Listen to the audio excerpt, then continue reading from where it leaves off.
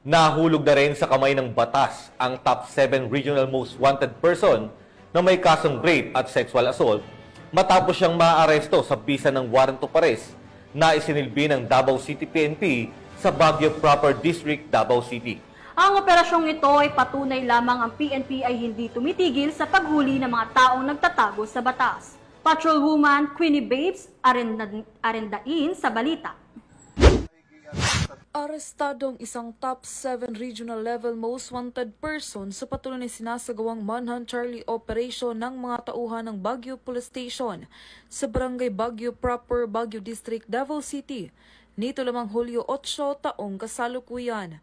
Kinilala ni Police Major Lisandro G. Bernardo, Station Commander ng Baguio Police Station, ang suspect na si alias James, 18 taong gulang, na pawang residente ng nasabing lugar na tinaguri ang top 7 regional level most wanted person sa nasabing lugar.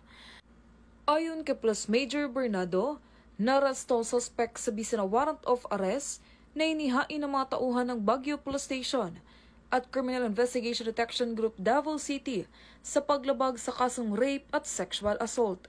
Sa katunayan, ang suspect ay nasa kustodiya na nasabing istasyon upang dumaan sa tamang disposisyon. Samantala, ang laban kontra kriminalidad ay patuloy na pinapaigting ng Police Regional Office 11 sa pamumuno ni Acting Regional Director, Police Brigadier General Joseph Reyes Argiles, alinsunod sa kampanya ng Bagong Pilipinas na panatilihin ang kapayapaan at kaayusan tungo sa pagsulong ng bansa. Mula dito sa Police Regional Office 11, ako yung PNN Correspondent Patrolwoman Queenie Babes arendain. Alagad ng batas, tagataguyod ng balitang pulis.